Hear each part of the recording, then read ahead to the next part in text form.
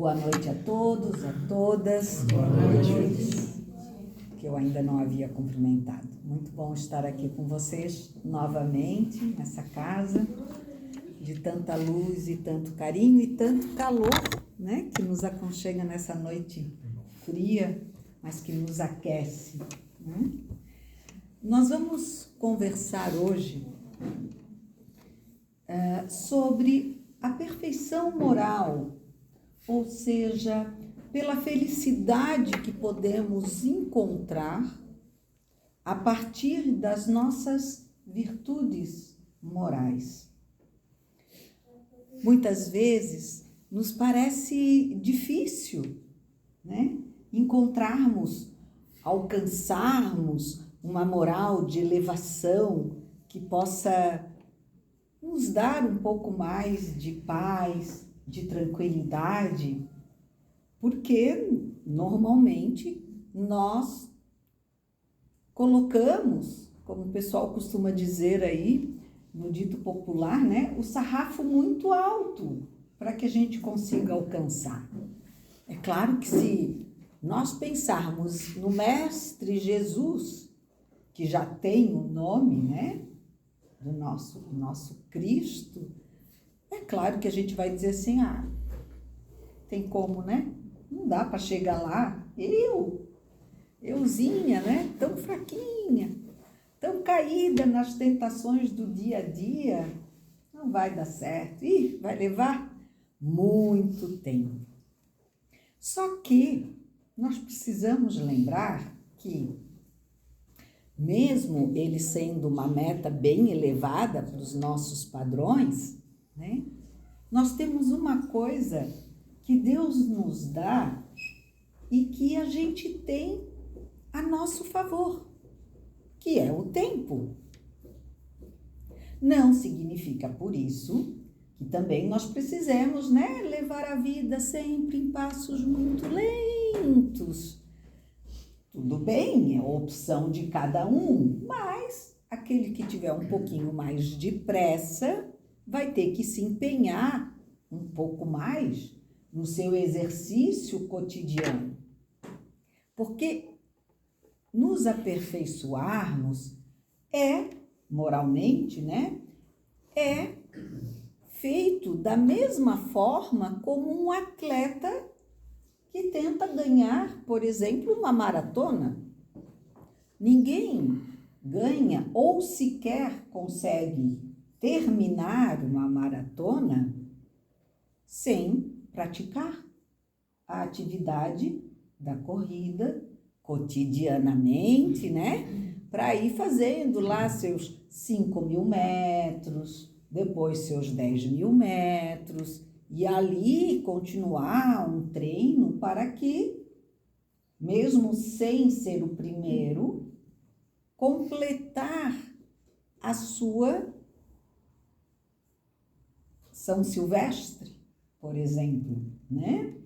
Então, vocês percebem que a maioria das pessoas, quando vão fazer essa corrida, essa maratona, meia maratona, enfim, elas se dedicam e a felicidade delas, com exceção daqueles que são realmente atletas dedicados para isso, a felicidade não é o chegar nos primeiros lugares, mas é chegar.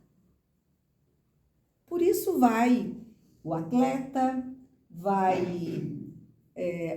profissional, vai o atleta de fim de semana, vai o deficiente intelectual, vai até o deficiente físico também, muitas das vezes, e completa de acordo com as suas condições, de acordo com o tempo que lhe cabe.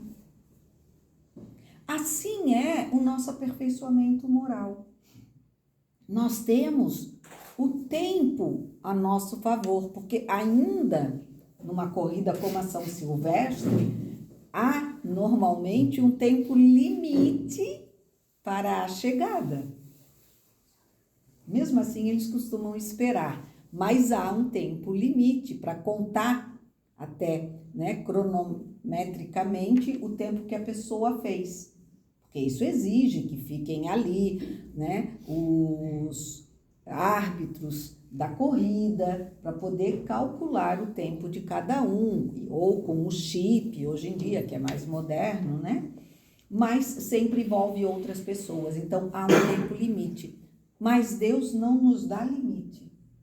Nosso tempo é ilimitado, porque cada um de nós vai fazer de acordo com a sua condição, o tempo que teve de treinamento. Porque treinar é fundamental. E como é que nós treinamos as nossas virtudes? Nós temos, na questão 893 do O Livro dos Espíritos, que fala no capítulo 22 da perfeição moral, nós temos o título As Virtudes e os Vícios. E essa questão ela faz a seguinte pergunta: qual a mais meritória de todas as virtudes? E a resposta: toda virtude tem seu mérito próprio, porque todas indicam progresso na senda do bem. Então, vejam assim, a perfeição daquilo que nos é pedido pelos espíritos e pelo nosso Pai. Qualquer virtude nossa é um progresso no nosso crescimento do bem. Então, aqui já é um chamado também para a nossa humildade, que é uma classificação da virtude. Por quê? Porque a maioria das vezes a gente já quer chegar chegando, né? Aí eu já quero ser como São Francisco de Assis. Eu vou tirar minha roupa toda, deixar tudo para trás e seguir nu e sem nada. Mas você está espiritualmente preparado para isso? A sua mente está preparada para isso? Você vai saber lidar com isso nesse mundo? São Francisco teve essa condição, mas não são todos. Quantas existências ele viveu até chegar a esse ponto de dedicação? Eu não sei. Se alguém souber, pode até me falar, mas eu não sei, não procurei saber. Mas o que eu sei é que ele fez no tempo dele. Quando ele percebeu que aquele era o caminho dele. E o caminho dele, principal, foi a humildade.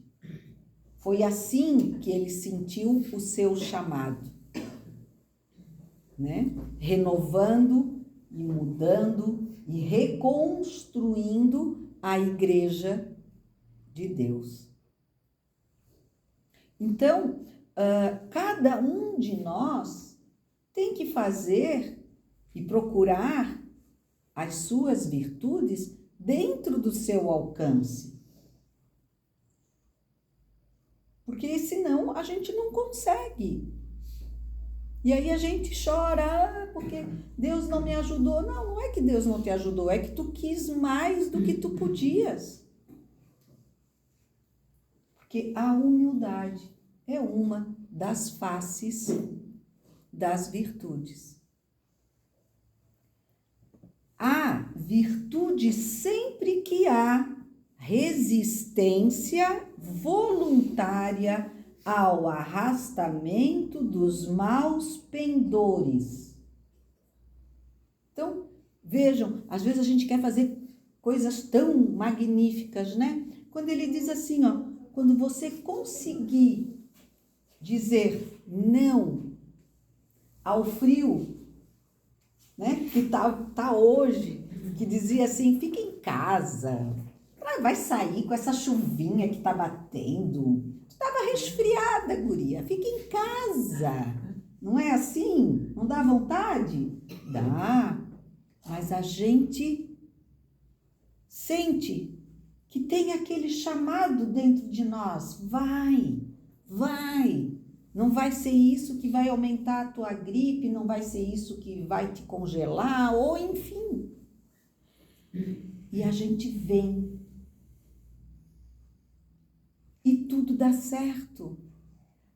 Foi um pontinho da nossa virtude que brilhou naquele dia, naquela noite, nesta noite. Porque nós não nos deixamos arrastar pelos maus pendores, pela preguiça, né? Então, quando nós falamos da perfeição moral, o que às vezes para muitos parece algo tão distante, porque quem sou eu para ser perfeito? Mas nós estamos falando não numa perfeição inalcançável, mas na perfeição que está ao alcance das nossas mãos. Isso é importante compreender.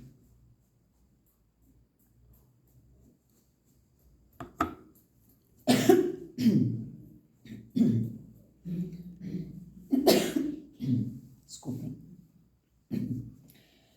Isso é que é importante nós compreendermos. Não adianta a gente vir a uma casa espírita ou em qualquer outro lugar onde vocês tenham preferência de orar, de pensar nos ensinamentos de Jesus, que sentem a vontade de seguir os exemplos do Mestre, enchermos o pensamento de boas ideias, começarmos a ler uns livros das obras de fulano, de Beltrano, eu quero fazer tudo isso. Que bom, né? Mas você, para fazer, tem que começar. Você tem condições de fazer esse começo? Aonde você se enquadra agora? Aonde Deus te colocou, aonde tu te colocaste? Esse lugar dá condições para que você possa deixá-lo e começar um novo caminho? A nossa virtude ao alcance de nós mesmos está em podermos visualizar o que dentro das nossas próprias condições podemos melhorar em nós mesmos. E aí, por consequência, melhorar talvez o que há de em torno de nós. E esse melhoramento vem até do nosso próprio equilíbrio emocional, né? A gente vinha falando sobre o frio e eu sempre escutei algumas pessoas dizerem assim, no frio as pessoas são muito sérias, muito sisudas, parece que está todo mundo assim, encolhendo, fechado, chateado com o mundo. E o verão é o contrário, está todo mundo mais livre, mais solto. Pode ser, né? Porque a gente não estava muito acostumado ainda, alguns, quem sabe, ou não com o calor, ou não com o frio, mas apesar do frio, por exemplo, nós podemos sorrir. Tá frio? Tá. Mas vai adiantar a gente ficar de cara feia? O frio vai embora? Não vai, né? A gente pode até não querer deixar ele entrar na nossa porta, mas ainda assim ele vai dar um jeitinho de estar com a gente. Então, o frio vai continuar. O calor vai continuar quando for o seu tempo, né? Hoje alguém ainda me respondia, tá frio, mas a gente tá no inverno, horas. Então, sabe? É assim. E não adianta a gente fazer cara feia porque o inverno está aqui. Então vamos fazer desse limão uma limonada. Vamos reunir a família, vamos fazer um chá quente, vamos contar histórias, enfim, né? Ou vamos na casa espírita nos aquecer com uma boa palestra, com o calor humano, e também com o calor espiritual, que conosco aqui se encontra, não é? Então, a virtude sempre que há resistência voluntária ao arrastamento dos maus pendores. A sublimidade da virtude, porém, está no sacrifício do interesse pessoal pelo bem do próximo, sem pensamento oculto. Porque a gente tem aquela coisa, né? Eu vou fazer isso, mas eu vou lá, vou ajudar o fulano a limpar lá o pátio da casa dele, porque eu já sei que se eu estiver lá, depois ele até me convida para um jantar, para um café, ou vai me dar tal coisa de presente. Tudo bem, você ajudou, já é um mérito, né? Mas ficou meio pela metade, porque você ajudou, mas você quis algo em troca. Ganhar por ganhar, tudo bem, mas quando tem aquele pensamento oculto, sabe? Eu só vou lá porque... Não precisa nem falar, né? Quantas pessoas a gente vê no silêncio delas a expressão, tá bom, eu faço. E as bolinhas da reticência pulando no pensamento da pessoa, né? Então, está no sacrifício do interesse pessoal pelo bem do próximo. Não adianta a gente só querer ficar bem e aí vai ajudar o outro, mas querendo a gratidão, o reconhecimento. Porque eu fiz isso, porque eu ajudei, porque eu cuidei. Que bom! Que bom! Fez porque quis, porque se sentiu chamado, porque tinha possibilidade para fazer. Que bom! Olha que virtude! E ponto. Ela não pode ter reticências. Porque eu cuidei da minha mãe e ninguém mais cuidou. Azar dos que não cuidaram. Feliz você que fez. Porque você fez o que pôde, fez com amor, não cobrou dos outros, eu espero. E ponto. Porque a gente faz o que está ao nosso alcance, sem procurar culpados ou ausentes, ou sem querer que os outros façam o que nós estamos fazendo.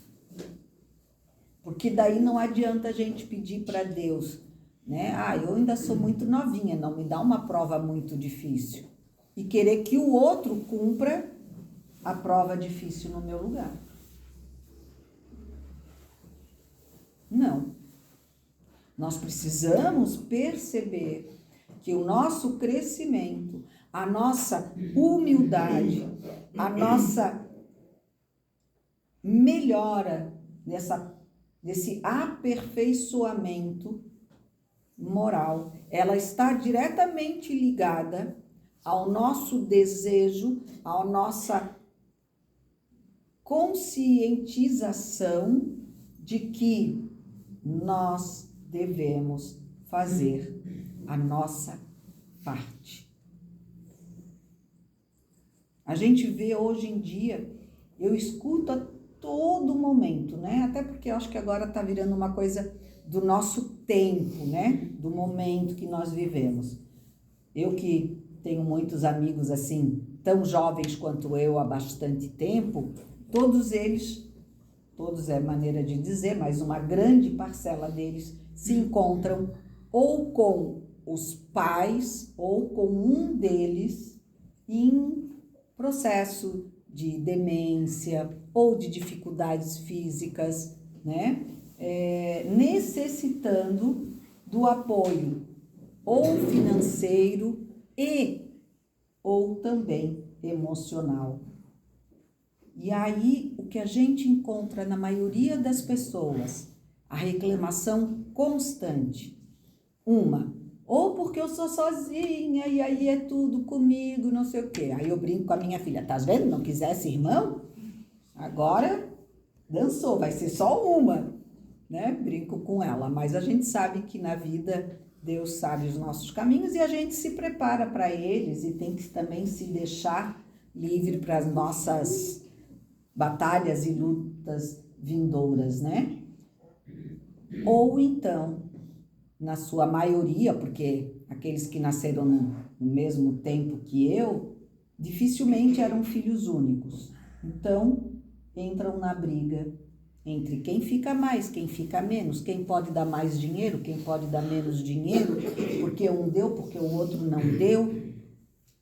E nessa briga, esquecem exatamente daquele que está necessitando da atenção, do amor e da presença deles que estão ausentes, brigando por ele. A gente se perde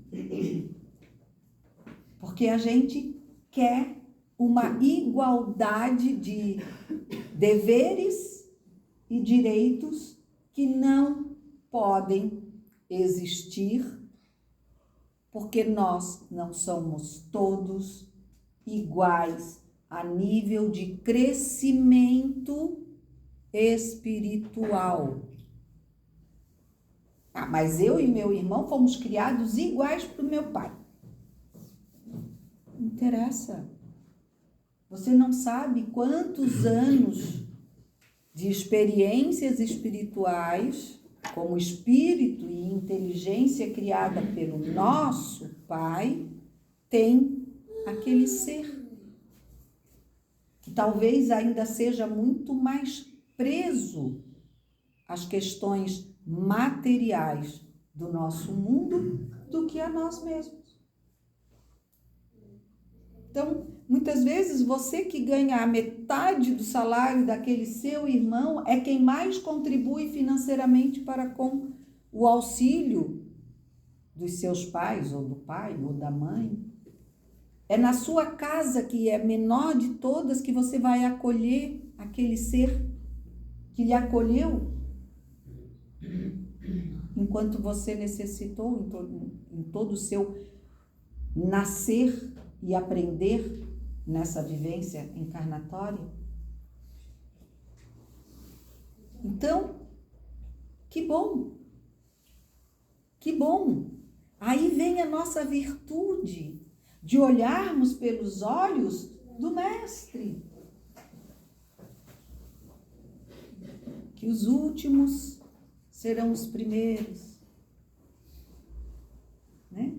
Feliz aquele que sofre, porque a gente se esforça, e não é fazer por lembrar, não, eu tenho que sofrer bastante, porque daí Deus vai olhar para mim. Não é isso. Aquela ideia também de, eu sou mãe, e ser mãe é padecer no paraíso, isso aí já foi há muito tempo, gente. Já nem se fala mais de paraíso. Então, não é isso. A mulher hoje nem precisa mais parir com dor se ela quiser. Então, né? Isso aí a gente vira a página, e até porque hoje em dia só é mãe quem quer. Quem quer. Porque contraceptivo está cheio aí, de graça. Então, se a gente se dá ao direito de gerar um filho, a gente não deve reclamar por tê-lo que educar. Faz parte da nossa missão, das mães e dos pais. Né? Porque as mães fazem abortos físicos e os pais fazem aborto de abandono. Então, todos os dois têm suas responsabilidades. Não estou falando, não façam, façam, sejam ou não sejam. Eu estou falando da responsabilidade que nós temos em tudo aquilo que assumimos. E quando nossos pais nos assumem, eles têm essa responsabilidade por nós. E depois, como o próprio Livro dos Espíritos nos chama a atenção, nós temos responsabilidades por eles. Mas cada um de nós terá a sua virtude colhida dessa entrega se o fizer por si mesmo, pela sua vontade, pelo seu desejo, e não pela obrigação, muitas vezes trazida até nós por imposição de outros. Cada um de nós tem que encontrar as suas virtudes ao alcance dos seus braços. E essas virtudes estão. A mais meritória é a que assenta na mais desinteressada caridade. A maior das nossas virtudes é aquela que se assenta na mais desinteressada caridade. Lembrando que essa caridade, ela pode ser um simples sorriso, um simples olhar de consideração que nós já estaremos dando ao outro a sensação de que existe, de que é visto, de que é lembrado. Então, quando falamos em virtudes, além de lembrarmos da necessidade da humildade em todos os aspectos da nossa vida, precisamos lembrar que as grandes virtudes da nossa alma começam pelos pequenos atos virtuosos que podemos a cada dia mais exercitá-los. Começando pelo sorriso, pelo um bom dia, pelo um olhar, por um copo de café com leite desinteressado a alguém que precisa se aquecer. As virtudes são a nossa meta de crescimento diário para que cada vez mais possamos alcançar os degraus da elevação moral e como seres perfectíveis nos elevarmos cada vez mais. Que a perfeição, ela está com o nosso Pai. Mas nós podemos galgar gradativamente todos esses degraus, com calma, vendo o que podemos fazer ao nosso alcance. E aí transformarmos essa nossa alma, ainda um pouco preguiçosa, em um espírito cada vez mais dinâmico e consciente de que todas as mudanças no nosso planeta só ocorrem através das mudanças individuais. As mudanças que ocorrem em mim, elas vão se unir às que ocorrem em cada um de vocês. E assim nós estaremos auxiliando na transformação moral do nosso planeta. Mas para isso, precisamos dar início a esse exercício diário das pequenas coisas.